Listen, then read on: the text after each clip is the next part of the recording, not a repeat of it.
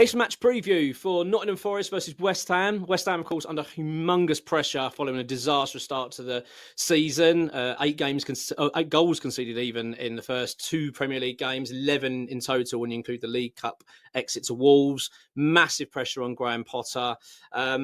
And of course, playing against Nottingham Forest, a team that I think many were thinking might have been a one-season wonder, but seem to have started pretty well and looking pretty solid. Of course, they've got a strong squad as well.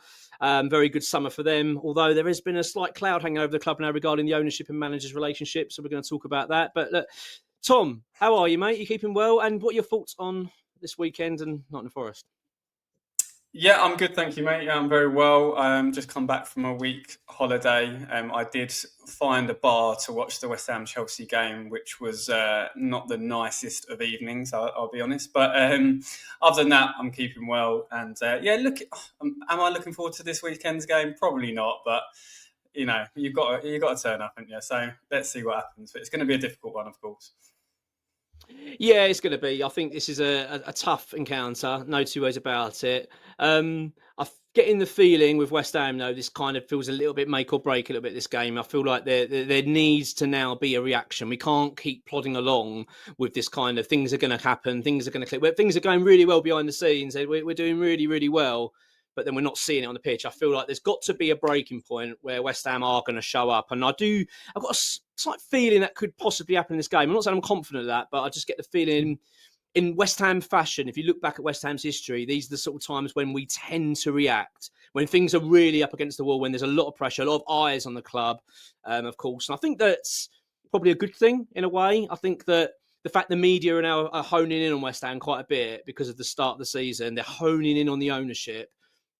I do wonder what that's going to do for the pressure of this game. But look, before we get into West Ham, let's talk about Nottingham Forest. Mate, it's an incredible, they come off the back of a brilliant season, Tom. You know, they really were outstanding last season. It was kind of reminiscent, I thought, of Leicester. You know, they just kept going and going and going. And you get thinking they're just beating everyone here.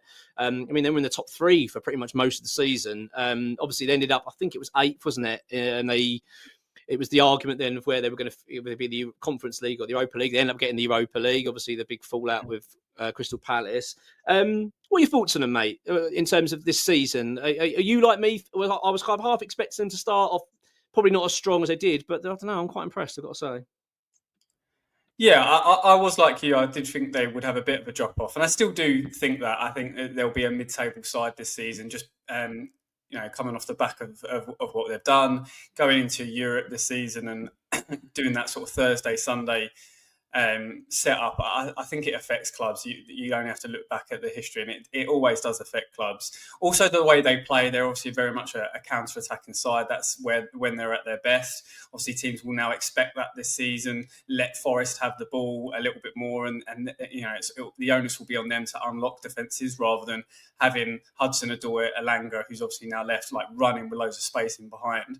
So I think it's going to be a different season to them. But I do like a few of the signings that they've made, and I think they're aware of that sort of issue. And I think they've been quite bold in the transfer market. They've brought in a few players as a window's gone on after Santo came out and sort of said, we need more players. And I think you have to hold your hat to some regard because they've brought some players in. So I don't think they're going to be terrible. I think it will be very much a mid-table season for them.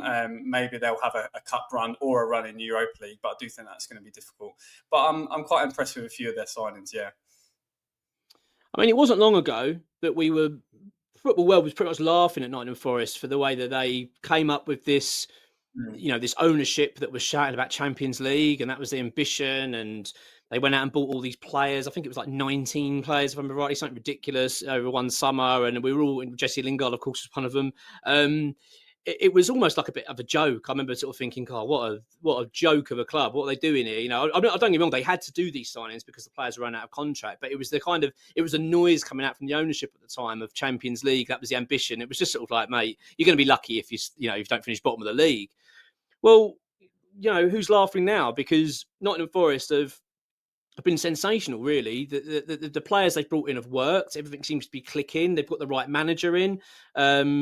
They're just an impressive football team. They're a team now you don't want to play.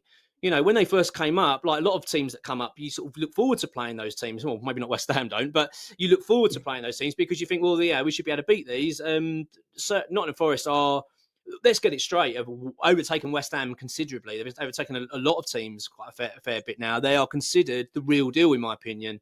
I'm just honestly, I'm so impressed. I love Nottingham Forest anyway as a football club. They've got that history. They've got West Ham and Forest have got that similarity in that, you know, quite that rich history, you know, of football. You know, they really have. I mean, I love when you look back at the Brian Clough days. Of course, they had their European success under him.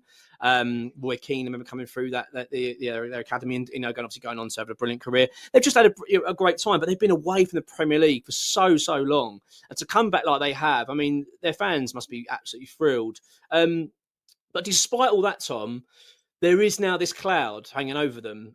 Nuno kind of shocked, I think, the football world a little bit with his sort of very open press conference, where he had a bit of a pop at the owner, really, and said, don't really speak to him anymore. The relationship isn't good anymore. What's your take on that? What do you think? Yeah, it's a strange setup, isn't it? Strange relationship.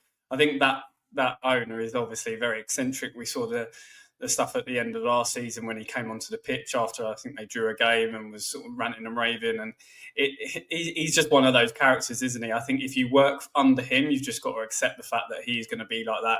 He's going to be involved with the club. He's going to be very much seen within the media. He likes it. I think he was at the Europa League draw today. He's very much someone who likes the limelight and likes to be involved with his football club. And it's his money at the end of the day. So you can't really argue with it. So I think if you do work under him, you're going to have to accept that. And Nuno does seem the sort of manager that is probably a good buffer for him in terms that he'll probably calm him down in some regards. He seems like quite a calm manager himself at times. And I feel like, yeah, it's one of those relationships that you don't need to be best friends in football. We've seen that so many times over the years. You don't need to be best mates. And actually having someone that challenges you, I'd like that at West Ham, to be honest, someone that challenges David Sullivan. Unfortunately, his ego means that they don't normally last in a job. But I think if you can have someone and have that sort of challenge in your sort of relationship, then I don't see too much of a problem with it. But you do feel like it's chaos waiting to happen. I wouldn't be surprised at some point in the near future, or at some point this season, that Nuno just walks out or is sacked for some strange reason. It really looks like that is the writings on the wall in that regard. But he's done an incredible job, Nuno, and the owner is going to keep being the owner that he is. I don't see him changing anytime soon. So if you work under him, I think you're just going to have to accept it. Yeah, I can imagine from what I've seen of the owner, Maracanis, I think his name is, how you pronounce it. I feel like he comes across as quite a difficult person to work with. I imagine it's an intense environment. He's clearly very determined in what he wants to do.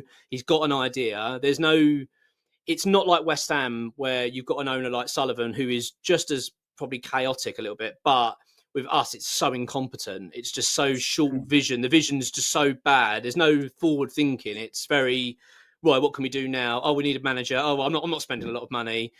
He's not like that, this owner. I think he's got far more ambition and he's more willing to spend money.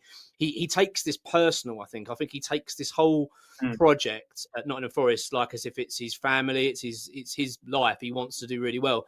So I can imagine that is not easy at times to manage because he probably comes into work, he's quite intense and he wants the best. And like you said, Tom, you could see that from when he came on the pitch. I mean, he's bollocking the manager in front of everyone. And I think they won. I think they'd won the game. Or I can't remember. I remember it being quite surprising that it was a reason. I can't remember the actual match it was, but I remember it being like, why are you bollocking the manager? But that just shows. I think if I remember rightly, I think it was to do with the fact that there was a substitution didn't happen quick enough or something. He was bollocking him. Yeah. You know, and that shows you something, that he really cares. He's obviously watching these games and he's watching every kick. You know, I mean, he's in there. He's like, I want to win this game. So I can only really admire that. But as you say, the fact Nuno's come out and publicly said something it just feels like now you've kind of, the writing's a little bit on the wall now. Like, this isn't going to be the longest term relationship. But having said that, Tom, you know, Nuno's in Europe now. I can't see him giving that up. I think it would be a bit unwise to walk away from Nottingham Forest. It's, as maybe it's something like you said, you just got to deal with. Like, yeah, okay, he's a bit of a maniac. He will shout and scream at me at sometimes, but he does it for the love of Nottingham Forest. He does it for the love of wanting to do well. He may come across as a maniac, whereas our ownership, you don't get the feeling that he loves West Ham and really wants West Ham to do well. He's doing it for his own personal ego, like you say. So I think it's different. But yeah, I'll be really sad to see Nuno leave Nottingham Forest if it ever does happen. I think as well, one thing we haven't mentioned before we go on to eventually talk about West Ham. Unfortunately, we do have to do that. The one thing I would say as well with Nottingham Forest, they went and got Edu from Arsenal. I mean, Edu, who was an Arsenal player, in a top role at Arsenal, while Arsenal are considered possibly one of the favourites to win the league this season. Actually, they are. But I mean, you put the way they're starting, you probably think, yeah, they probably could win the league this year. He decided to leave that football club to go and work for Nottingham Forest.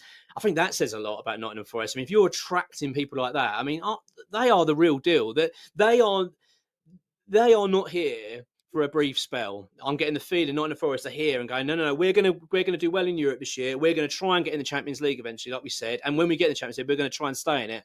I feel like there's a real desire to stay there, and I can only look on with envy and think, I wish we had owners that were so hungry for success, rather than going, well, as long as we've got Premier League football, we're happy.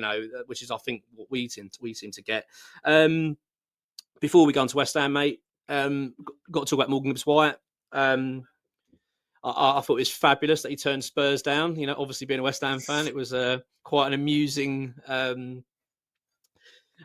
spell during the summer to watch. Because let's be honest, mate, he was going Spurs, wasn't it? I think we all could agree. Yeah. Like when it was all like they triggered his release clause, it was like, well, he's going to go Tottenham, and there was rumours that he wanted to go. I thought, well, that's going on. And look at the owner. Do you know what I mean? No, you ain't going. You're on a new deal. You're staying here, and he actually convinced him. And I mean, what's your thoughts on Morgan Gibbs-White and that whole situation? Yeah, again, like you say, the owner, he's a fighter, isn't he?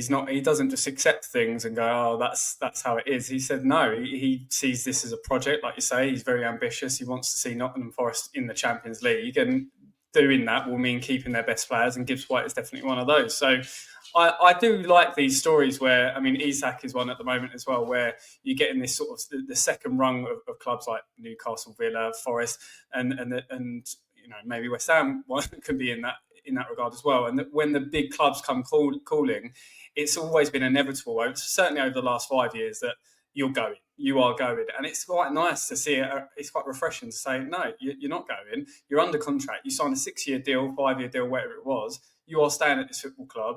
And if you don't want to play, you sit in the reserves or whatever. But also been able to convince him to sign a new contract. So there is no sort of bad blood there. He wants to play and wants to do well, and I'm sure he'll have another good season. So, really good player. I really like him. I think he really fits into Nottingham Forest sort of counter-attacking style really well. I think he's suited to Forest. I think at Tottenham, it's a completely different football club, different setup. He might have done well, but he might not have done well. I think Forest suits him. So, yeah, I think that's a good bit of business just to keep hold of him. Yeah, fabulous. And I'll tell you what, what you were just saying then, it just made me think, imagine if we'd had him as West Ham owner when Declan Rice wanted to leave.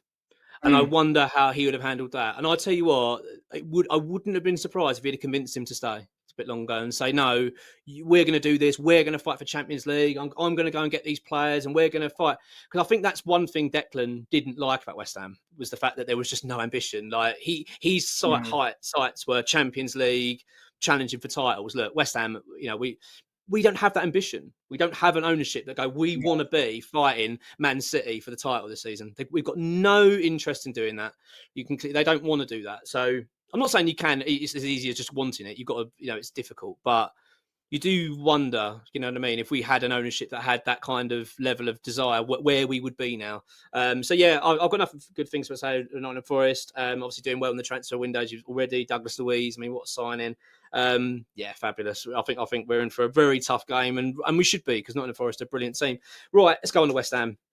Graham Potter, we've got to start with Graham Potter, mate. I mean, obviously there's a lot of talk about his future at West Ham. What's your thoughts on going into this? Do you feel like this is a game where he must win, he must get a result? If he loses this, he's in big trouble? What's your feelings on it? Not for me. I don't think at this stage of the season he should be based on results. In my personal opinion, it should be performances. Like, if we lose to Forest, I'd rather we play on Sunday on Forest against Forest a new system. So ditch this awful 5-3-2 that's not working. A new system, and if we're really positive and we have a lot of chances, and let's say we draw 0-0 or 1-1. I would rather that than a scrape a 1-0 win in a 5-3-2 where we've been battered and we've just got one set piece. Like, because for the long term, it's better to find out a system that works. This system doesn't work. We've seen that in the first 3 games, including Tuesday night. So I think he needs to get away from that. And he is becoming, it's hard to defend him now because he keeps playing this system. And my worry about the midfielders that we've signed today is that will that mean it will go, oh, let's have another go with this system with the new players? I just don't think this system works. With our setup, I think it makes us look so stale. We're not good enough at the back, and we just look like we've got nothing going forward, and we see Bowen up front instead of out on the right as his best position. So I just really don't want us to play the system, and the longer he continues to play it, the less and less I can defend him. And if he did get the sack after Sunday, and we played 5-3-2, get beat 3-0, he's only got himself to blame. Like, the big problem, as you said many times, at this football club is the ownership. But if you continuously play a system that's not working with a bunch of players that are not working, then you can only defend that for so long. So I think it's a must perform. I want to see us go, okay, this could work. Because I don't even know what Potter's vision is in this 5-3-2. I don't know what the absolute top of this system could be, because it just doesn't work. Like, nothing about it looks like it's working. So it's like, if you continually play it, just like I say, I just don't know how to defend them. So let's get a performance. Look, if we get a result, don't get me wrong, I'd rather win a game of football match. But I think we have to see something. We have to see some green shoots that he's picked a system, he's picked a lineup that actually, I can understand where he's going with this. Because at the moment, I cannot. The same has to be said for Tuesday night. I just looked at that team and was like, that midfield, I don't know what you're doing, mate. Yeah, absolutely.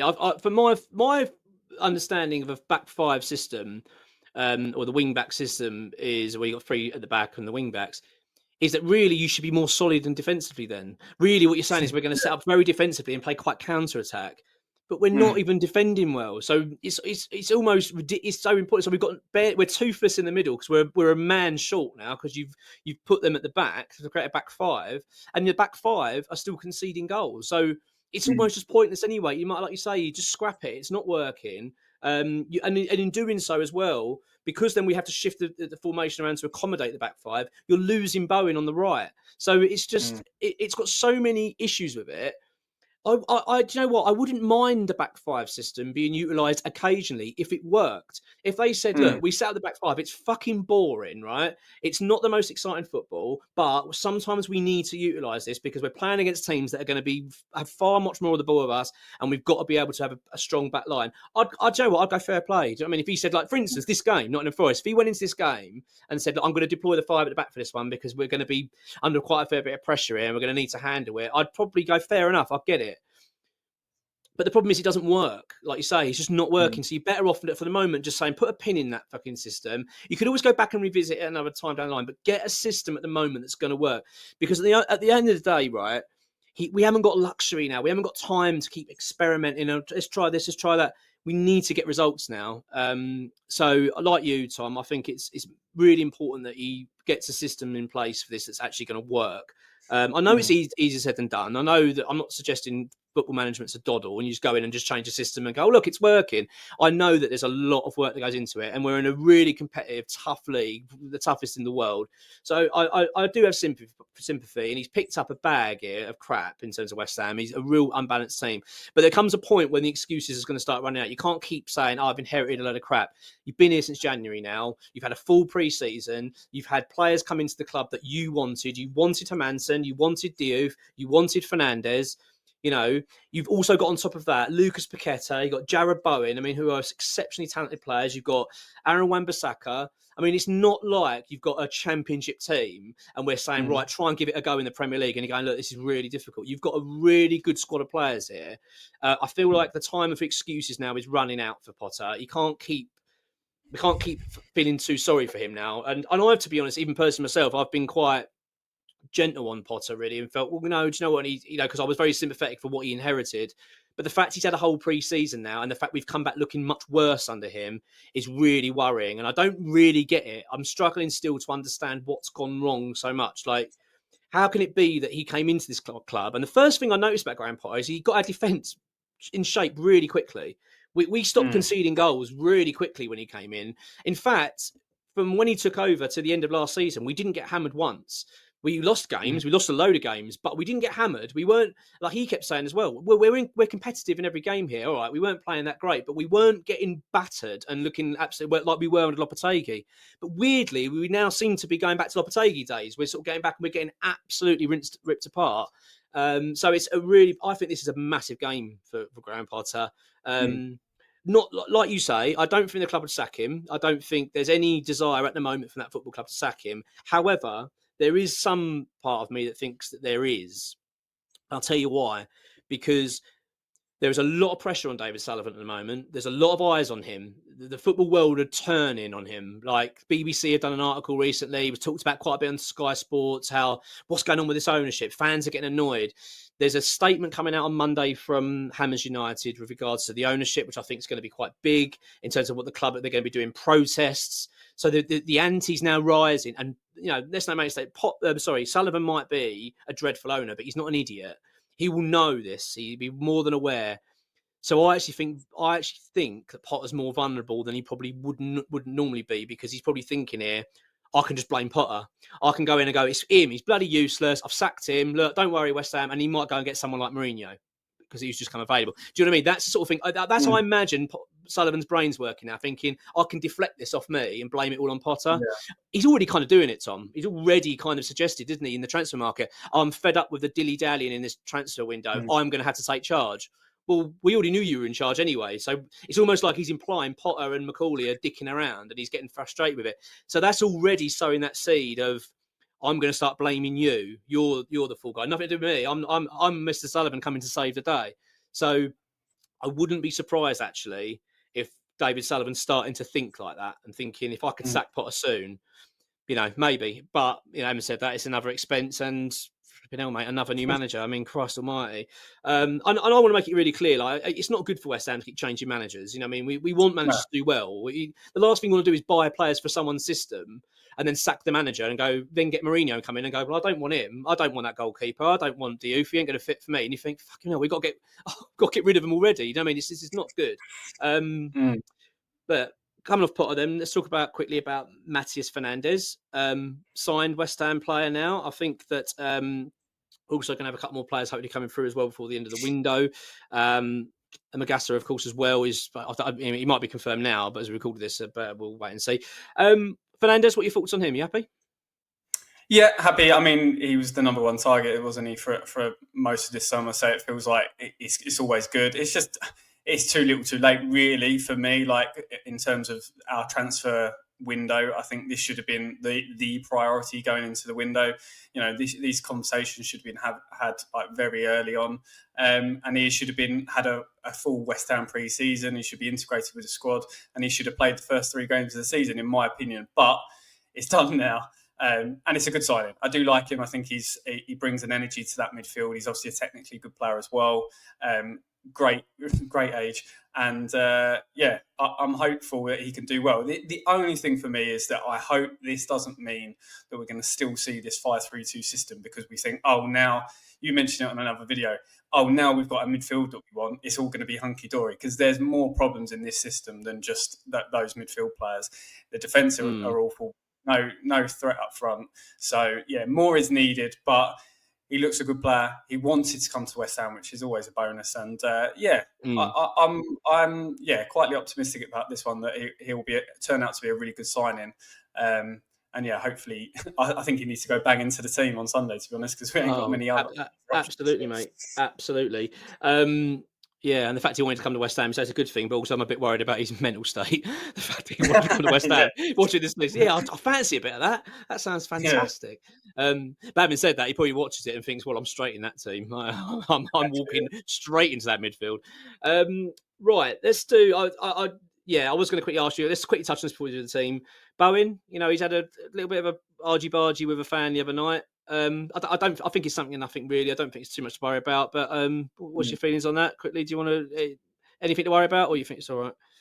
No, I don't mind it. Don't mind it. Shows passion. I agree with you. I don't think he's perfect captain material, but it shows that he's got something about him. He cares, which we've always known with Bowen. I don't know why that fan or those fans were picking on him in the first place. He's certainly not the player that I would pick on. Yeah, something or nothing. I think it will blow over. He's been a real sort of legend is a strong term, but it's something that you could label at JARROD Bowen. So yeah, I definitely wouldn't spend too much. He's already apologised on Instagram, not that he needed to. In my mind, I think it was something nothing. I actually like to see passion. There's a lot of players in this team that don't show any passion, so I'm certainly not going to moan about it. Yeah, absolutely. It shows he cares, and it shows it shows the frustration. It shows the issues at the club, and I think it's a bit of something and nothing. Right, mate. This is going to be a very interesting team lineup then. So I take it you've changed your formation. Absolutely. From what you've been saying, I'd be very surprised if you didn't. I'm the same. I want to change mine. I'm going to go for a 4-2-3-1. Is that similar to you? Yeah, same, very much okay. 4-2-3-1. Right. In goal. This is we're already at a controversial mark. We're at a fucking first player. Who are you having in goal? I mean, it's Tweedledum and Tweedledee, isn't it? But I would go Hermansen, just because you've signed him as your number one goalkeeper. Areola still seems like he's on the way out and is still performing like he did on Tuesday, which was awful. So, I would go Hermansen. You've got to give him a confidence boost. Although he has been shocking, you've just got to hope it comes together. You stick 20 million quid or whatever we spent for him, you just got to hope it comes together now. So, yeah, Hermansen for me. Yeah, I'm the same. I feel like just repeating what you've said. I think we've brought him in. He needs to play, and although I'm nervous for him, the only way he's going to get over this is by playing and having a decent game. He can come off the pitch and go through. But unfortunately, it's against a team that are doing well, so it's a tough gig for him. But yeah, Hermansen in goal. Right, back four then. What you got? So I've gone Aaron Wan-Bissaka right back, Mavropanos, Agurd and Scholes. The reason I've gone Mavropanos and Agurd, out of the four, I think they've been the best two. They've all been shocking. I think one thing I would say about Mavropanos is I do feel like he cares. I feel like it means a lot to him. He's just got a mistake in him. Whereas I think Todibo is just, he cuts a figure of I'm not that bothered. That might be a bit harsh, but there's something about Todibo that I'm not sure his heart is really in it at West Ham, to be honest. So Mavropanos, and also it's going to be a physical battle against Chris Wood. I think Mavropanos is probably one of the better options for that. Agurd, I think he's on the way out. I don't really like Agurd, but again, Kilman was awful. He came on Tuesday for some unknown reason, and again was awful. So it is really difficult picking two centre-backs at the moment, but I've gone for those two. And Scholes, you'll see, obviously, you can imagine who's my left midfielder or left winger, but Scholes, just to shore it up, I think Scholes is pretty solid defensively, so I'd like to see him play. Yeah, fine. I've gone for quite an interesting change, actually. I'm going to put Kyle Walker-Peters, actually, at right back, and I'm going to put Aaron Wan-Bissaka at left. I quite like Kyle Walker-Peters, actually. I've been quite pleased with him. Don't get me wrong, he's not going to rip up any trees, but I think he's a solid option to have. I think he's a safe pair of hands. He's Premier League experienced. He's pretty nippy. He's good on the ball. He's not going to be charging up the pitch and doing anything too exciting. But he set up a lovely goal, didn't he, for Soucek, good cross. I just feel like I feel more assured with him. So I'm going to go Kyle Walker-Peters at right back, Aaron Wan-Bissaka at left. Just because I quite like Aaron out there. He's played well. I know he's more right, but I don't know. I just got a feeling that this will work quite well. So that's what I'm going to go for. And I'm going to have Mavropanos and Agurd as well, like you. We need a new centre-back, mate. We really need... I don't rate Kilman at all. I think he's been a total waste of money. It's a dreadful decision by Lopetegui to bring him in because he's crap. and 40 million quid. I mean, what a waste of money. We are not going to get. He's worth half that now, easy. I'm actually Mavropanos, like you say, mate. I think he's one of the best centre backs we got. I don't want to see him go at all. I want to keep him. He should be playing every week. He's all right. I know he's got a mistake in him, but he's better in the air than most. He gives it his all. And I you know what? If we can get a decent centre back before the close of this window, I'd like them two to be the pair. That's what I'd like. Get someone to partner with him. Midfielder. Let's go with the two. I'm guessing you're going to bring your new boy in. Yeah, I've gone Fernandes and Potts. I don't think that's what Will Potter will go with because for some reason he's kept Potts out in the cold a little bit so far. But Fernandes, you feel like more of a box-to-box, more high energy. So Potts just to set everything down, be that sort of protection in front of the back four, and just keep it simple. I'd just say to him, just keep everything simple. I don't want you doing anything just too extravagant. Just give it to Fernandes, give it to Paqueta, give it to the wide midfielders, and just simplify your game, make it easy, and just help out the back four. Just be that screen in front of the back four. So Fernandes and Potts. Yeah, I'm totally agreement. That's my midfield. I'm really excited by Fernandes, mate. I think this is going to be a good sign for us. I think that he's going to offer something that we haven't got, which is a battling box to box, get stuck in, and also carry that ball. Give me the ball, I'll make something happen. We don't really have that, and I think he might help Paqueta as well because Paqueta really needs to be getting involved more in the game, and I feel like having someone like Fernandes in him will help. So, for me, Fernandes and Potts. Right. So, what are your three then? I kind of think we've got the same here. I'll be surprised if we haven't. Yeah, I've gone Potter. I've gone Bowen on the right. Keep him off. He's all right. Bowen on the right, Paqueta in the middle as the 10, and Diouf out wide. I think Diouf, again, sort of simplify your game. Just get on, get down that left-hand side. Just put as many crosses as you can. Just show your pace, show some threat. We are going to have, I think if we let Forest have the ball, it's, like I said before, probably the best option, actually. I think they're better when they've got space to run in behind. So we play with quite a fairly low block and just get Diouf running. Just get Diouf and Bowen running into the channel. And, try and feed him. And Paqueta in the 10, I think he's done okay, scored a good goal against Wolves and backing up the striker. So, that's what I've gone with.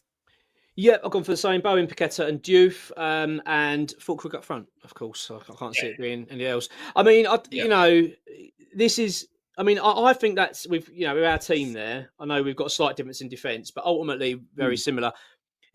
Potter's got to do something here. Okay, his job's on the line. Like this is how serious it is for him. He can't go into this game, like you say, and just do same old, and hope, fingers crossed, that it's going to work. He needs to go in and change it, change the system, bring some fresh ideas out on that pitch, get Potts in there. Potts has had a bloody good pre-season. I know he hasn't looked great since he's come on, but I feel a bit sorry for him. He's put into games that we're getting hammered in. So bring him into a game like this and just say, right, you and Fernandes, let's get this understanding, start working together. Because the system we've got doesn't work. I don't think he'll do that. I think he'll play Ward-Prowse. I wouldn't even be surprised if Fernandes starts on the bench. I just think that'd be typical of what Potter's going to do. But I really hope he doesn't.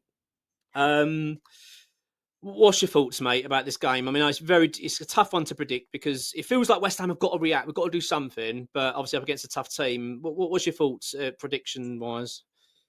I think we'll be slightly better, but lose 2-0. I think Forest are just a bit too strong for us at the moment. I think we'll see something there that's a little bit better. I think hopefully either a cameo from Fernandes or he starts and does okay.